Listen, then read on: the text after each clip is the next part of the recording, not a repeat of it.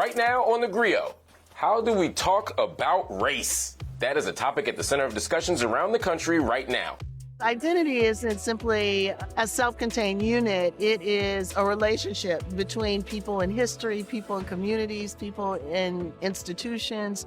So schools do a good job when they understand that and when they commit themselves to curricular development, to opportunities in the school for all students to understand the histories. States are passing laws preventing education on race or restricting how teachers discuss it. The UCLA School of Law found that elected officials nationwide introduced at least 563 measures to restrict teaching about race in 2021 and 2022. Yet we still have so many kids going through critical race theory, which if a little girl goes into kindergarten, if she's white, you're telling her she's bad. Last year, more than 2,500 books were challenged in proposed book bans. That's a record, according to the American Library Association.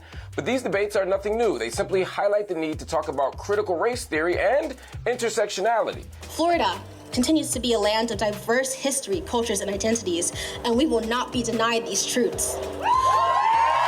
In this special hour of The Griot with Marc Lamont Hill, we are going to talk to the woman whose groundbreaking work on civil rights, on legal theory, and many other things led to these theories and much of the public debate. Our special hour with Kimberly Crenshaw starts now.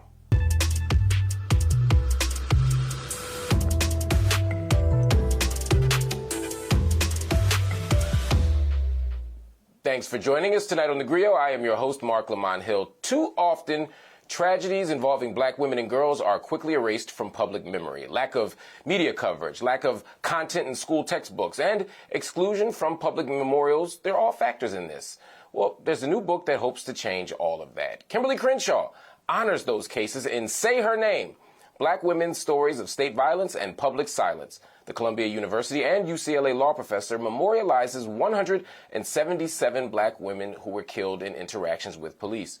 Not one crazy, disgusting law was changed with one person. Not one slave was freed because of one voice.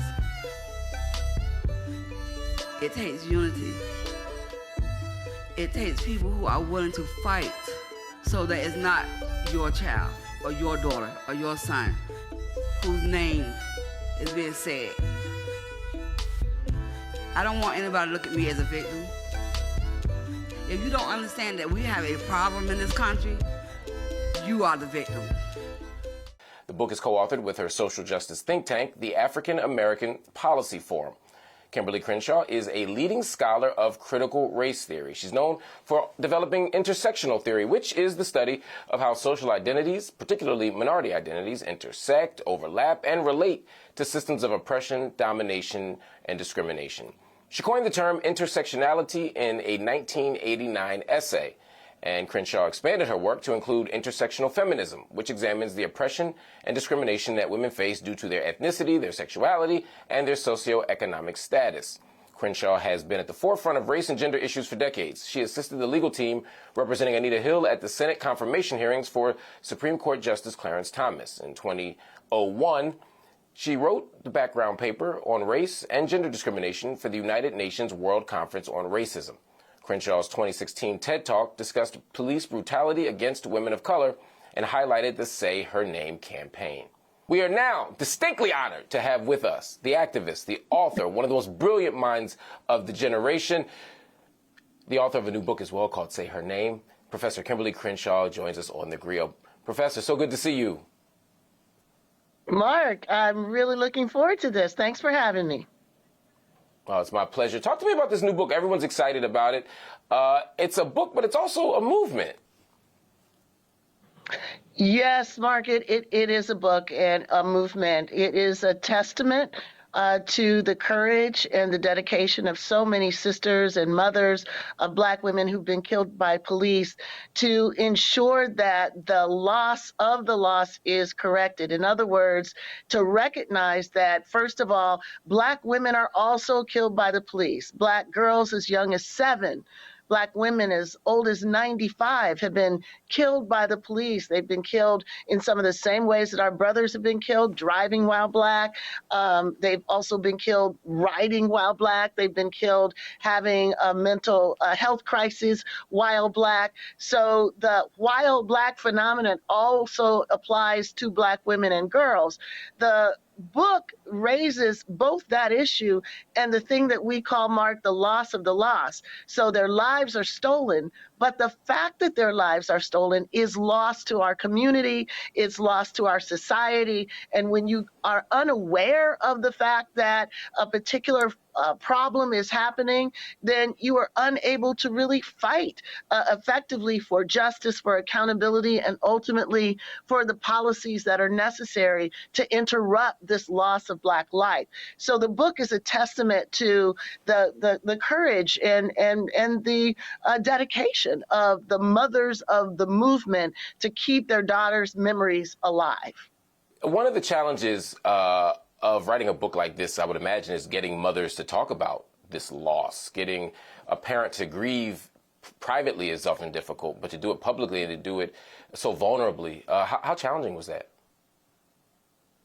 Well, this is one of the reasons why we dedicate the book to the mothers and the sisters, and why we took care and a long time to bring them to the point where they were ready to share these stories to the public, Mark. One of the things that we found in creating space for the mothers is that many of them came into the space thinking that they were pretty much alone. They didn't hear about other Black women who were killed by the police. It led to the inference that there was something exceptional about the circumstances in which their daughters lost their lives. So just the community, the communion with other mothers and sisters who were experiencing the same thing was a way that we were able to hold that space and provide, healing connection. So for the last 7 years, we have been holding this space, and we have been creating rituals and other opportunities for them to tell this story so that people understand that when we give the talk to our children, when we give the talk to our sons, we cannot forget to give our talk to our daughters. They are all vulnerable to anti-Black violence, and this is the message that the mothers and sisters want everybody to know. Why is it so hard for us to see that? I remember when we were protesting for Trayvon Martin, we were advocating for Mike Brown, we talk about George Floyd, and all those moments, there were numerous Black women and girls who'd had death sequences with law enforcement. The state had killed them too, and there were no movements, there were no signs. Why are Black women and Black female victims so illegible to us? Well, it was out of those moments that the imperative to say her name did rise, Mark, because we were in the streets marching in protest to the fact that the killer of Eric Garner was not indicted. And in that march, we would march for Eric and march for Mike, but we would march for Michelle and we would march for Tanisha. And a lot of the people with us, some gave us the thumbs up. We went with a big poster, and we have a banner in a picture of us with that banner in the book.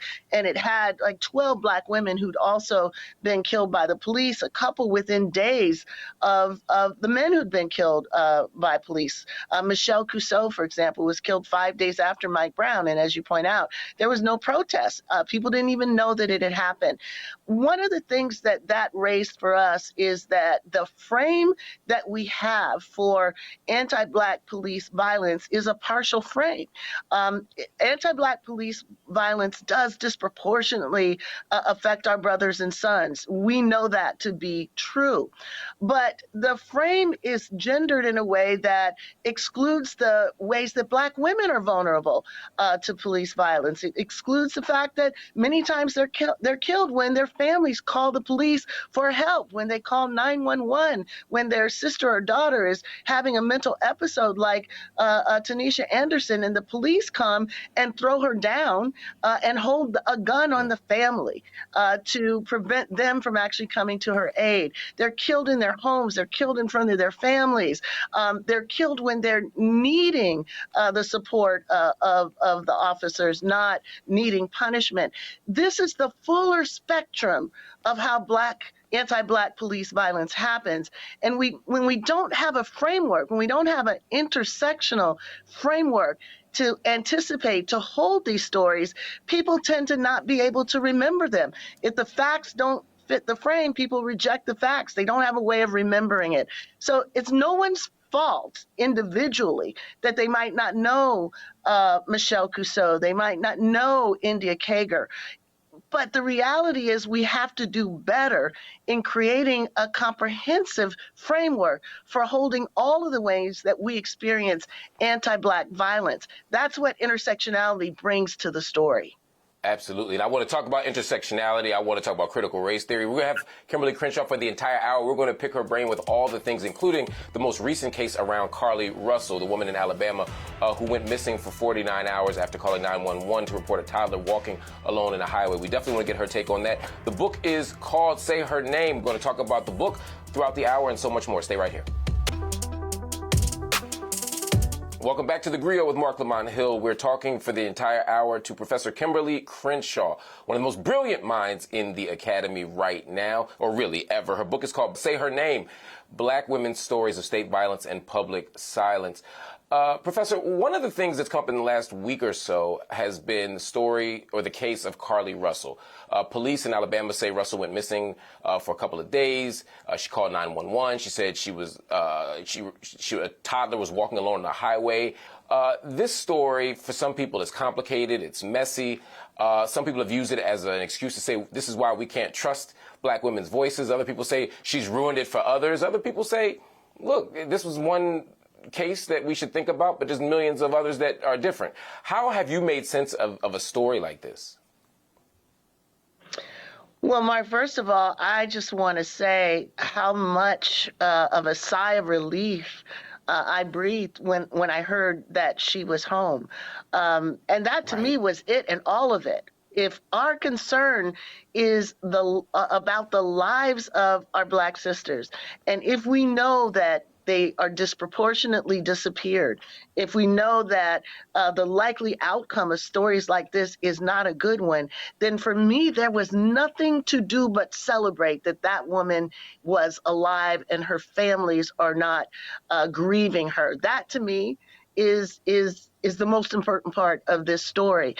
You know, I am old enough to remember another story when a Black woman said that she was abused, and people believed her. It was Tawana Brawley, and there was a recognition that Black women are the least likely to be believed when they claim that they have been sexually abused. They're the least likely to see their assailants arrested. They're the least likely to see their cases go to court. They're the least likely to see their assailants convicted. And when they are convicted, they get the fewest years of sentence. So we live in a society in which Black women's sexual autonomy and their value has never been affirmed. So if we affirm the reality that this happens, then it will mean that we do believe. And if it turns out that the facts are different, still that Black women are disappeared every day. So we cannot afford to backslide on the commitment to care for our sisters, to look for our sisters, to sound the alarm. And we should pray for moments like this when it turns out that, you know, they weren't killed. Whatever happened, we need to be happy that she's alive, and we need to be vigilant so that the next Black woman gets the same attention that she did. One of the things that comes up when Black girls go missing are issues of race, of course. There's also the question of gender. Black women's sexuality, hypersexuality is, that stereotype is cast upon them, so that we often don't think they're missing. We just think they're gone doing something that they ain't got no business doing. There's issues of poverty, mental health, education, all the stuff, right? And in many ways, the best way for us to make sense of these circumstances is that term intersectionality. And that brings us back to you. How does that term intersectionality help us understand the lives of Black women and girls? What made you develop that framework? Well, Mark, intersectionality was basically a remedial concept. I developed it when I noticed that judges had a hard time understanding the contours of our lives when we were in front of them making claims of gender and race discrimination. And the fact of the matter is that there are plenty of circumstances where Black women experience the intersection of racism and sexism. They experience employment discrimination in a way that may be different from white women, and a way that may in fact be different from Black men. Initially, courts couldn't figure it out, right? They said, well, how can you claim to be discriminated against on the basis of race when this employer hires Black men, and how can you expect us to believe that you're discriminated against on the basis of gender? They hire white women. And it was like, what are you not getting about the fact that an employer could well have a position for women who are white, and they could well have positions for Blacks who are men, and still not hire Black women? So I thought intersectionality is just a metaphor. Let me figure out something that they're familiar with, where two different kinds of forces come together to create a unique set of circumstances. And that's an intersection. We go through them every day. So I was basically trying to use it to get courts to recognize that there are sometimes distinct vulnerabilities that Black women and girls have. And just because they're different doesn't mean they're not racism, or doesn't mean that they're not about sexism. That's what intersectionality is. But if you look at how intersectionality has been framed today by the likes of folks like DeSantis, they create a myth about intersectionality and then use that myth to try to drive it out of public education and public discourse. So now we're in a moment where we have to fight for the frames that we need to see the conditions of our lives. That's what Say Her Name brings forward, right? It makes people look at why they don't know these names, why Black women are subject in the way they are to disproportionate violence, and what we have to do about it. One of the other pieces of the conversation that comes up is the question of trans women. Even when we talk about Black women, we often leave out Black trans women, gender nonconforming, non-binary folk. And the reason why that's important, I think, is because they also have such a disproportionately negative experience. They're so often disproportionately represented on the death tolls of interactions with state actors, police officers, law enforcement of other sorts. How does that play into this? And again, how do we create space for that to be part of the conversation as well? Well, Mark, in our roll call of Black women who've been killed by the police, we count trans women as victims of anti-Black violence against women because that's what they are. Kayla Moore, Maya Hall, they are experiencing the targeting, they're experiencing the vulnerability, they're experiencing the intersections of the various ways in which some bodies are made to be the target of state surveillance, state control, and state punishment. Kayla Moore's story, which is featured in our book, really reflects what happens when the state is given the authority to determine who of us deserve their support, who of us deserve their respect, and who of us can be snuffed out of the living world. That's what that story is about. So we are keen to make sure that the ways in which all of these isms come together, especially come together in the vulnerability of women, whether trans, cis, or otherwise, is at the center of the demand that our understanding of anti-Black police violence goes beyond our brothers and our sons. That is the point of Say Her Name. Absolutely. Again, the book is called Say Her Name, Black Women's Stories of State Violence and Public Silence. Kimberly, stay right there. We got to take a quick break, but we'll get back to the conversation. Welcome back to the Griot. We are here with Professor Kimberly Crenshaw talking about a range of issues partially connected to her amazing new book called Say Her Name, Black Women's Stories of State Violence and Public Silence, but also her broader body of work in the academy and on the ground as an activist. And one of the things that we've seen, Professor Crenshaw, you respond to has been education standards that have been radically transformed in places around the country, but especially in Florida. And just recently, Florida approved, at least the Florida Board of Education approved a controversial set of standards on how Black history should be taught in public schools. Now, the new K through 12 standards include teaching not just about violence against African Americans, but it mandates that you also have to talk about violence by African Americans in things like the Tulsa massacre. Any incident where awful things happen to Black people, they say you have to also mention that Black people had something to do with it too. State Senator Geraldine Thompson, of course, called that victim blaming, and many of us have done the same thing. These standards also included teaching that slaves developed skills that in some cases could be used for their personal benefit. I've been saying for years that we should teach the full history of this country, the history of those who came here in search of freedom, as well as the history of those who came here having lost their freedom, those who came of their own free will, and those who came against their will. Those histories must be taught and taught truthfully, and I think that DeSantis is showing people every day why he is ill-prepared to be president of the United States. I mean, this is a bizarre moment, but this isn't the beginning of that moment. Just back maybe 4 months ago in February, when Ron DeSantis says that the AP class and the AP curriculum can't have intersectionality in it. Your framework is incompatible with quality education, he said.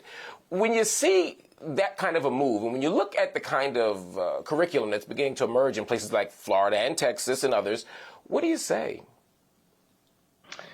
Well, I say that, we have been telling everyone that the attack on critical race theory, the attack on, wokeness, was not just an attack on a few of us. It wasn't just an attack on a body of legal thought. It was an attack on the very ability to name racism, to talk about white supremacy, and to trace its consequences in the here and now. I think that, unfortunately, it was difficult for people to fully see where we have wound up, but that's what it was always about. And they told it to us, right? They made it clear that this was an attack on public education. This was an attack on public values. This is an attack on anti-racism. Imagine, Mark, there are some places where there's a demand to take out of the history of the Montgomery bus boycott that segregation was about white supremacy, that Rosa Parks was standing up against racism. So if you can try to erase and whitewash segregation, then clearly what's the logic of that, though? Massacre. The logic. What's the logic of that, Professor? Well, Mark, the logic is that these are, as they told us, these are uncomfortable topics. We don't want our children to be exposed to the fact that white supremacy was the rule of the country, the land, for longer than it wasn't. They don't want our children, their children, to be marching for George Floyd in the way they did. They think that the truth is indoctrination, and indoctrination is the truth. So now they're trying to use the law. They're actually using laws to impose a particular thought, a particular viewpoint, and a particular set of subjects, things that cannot be taught, things that cannot be passed on.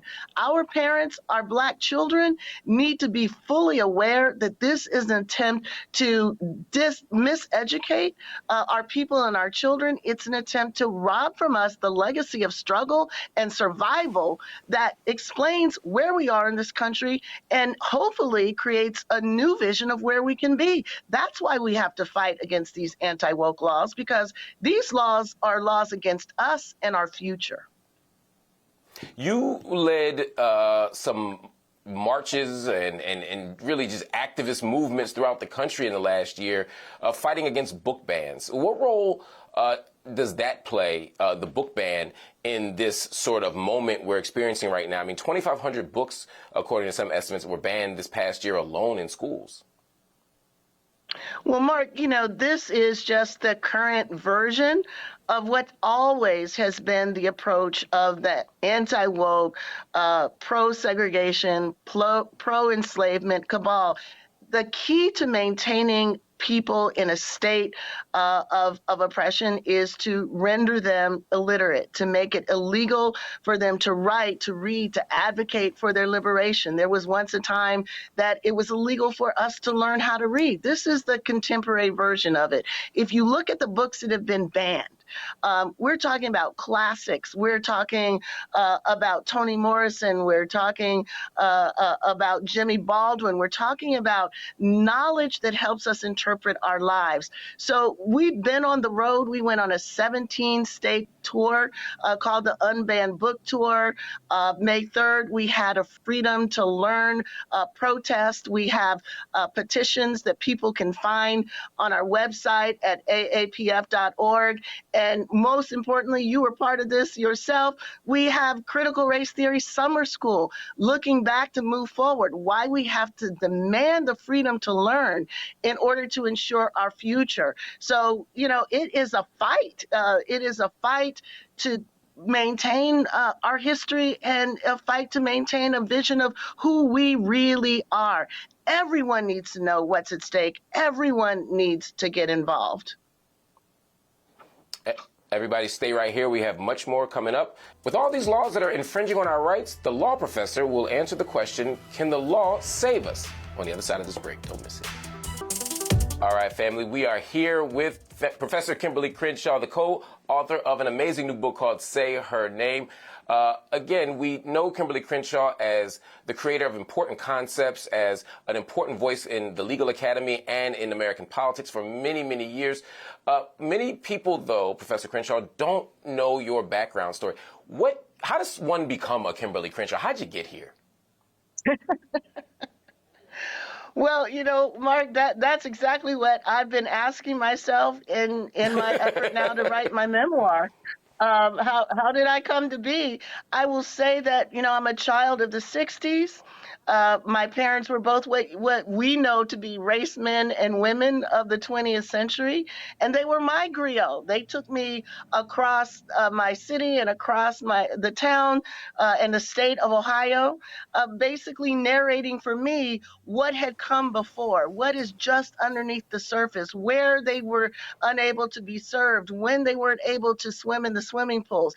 And this was recent history for me. These were my parents' stories, and some of them were mine. So my memoir is revisiting those stories and thinking about how that prism shaped how I interpreted and experienced the post-civil rights movement, the Reagan retrenchment, the current retrenchment, and what lessons come out of it. One thing we know from our history, whenever there's been forward momentum, whether it's been freeing us from enslavement and freeing us from segregation, there has been a backlash. And sometimes the backlash has lasted longer and has been more intense. We are in a backlash now, and it behooves us to recognize that backlash and get the tools we need to be able to fight it. So that's why most of what I do is try to engage in public education. That's what CRT Summer School is all about. Oh,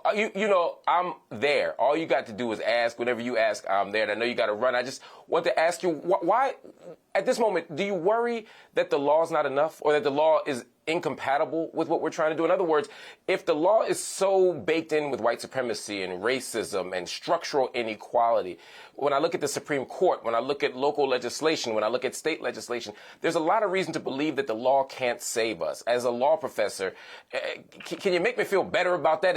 Can you encourage my hopes, or are you going to tell me that I'm right and we need to fight elsewhere?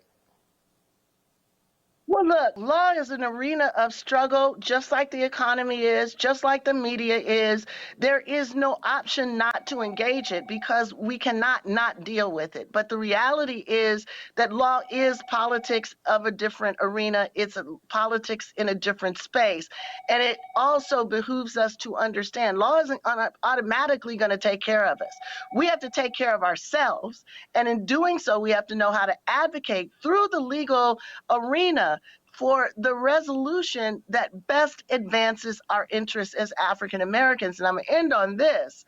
It is not a question that we can advance by people or supporting people who look like us.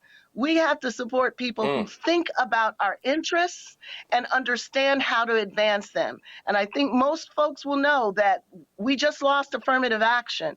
And the person who looks most like us was not on our side. We got to learn a lesson from that because we were critical in putting him on the Supreme Court. So if anything, we need to know that not all skin folk are kinfolk.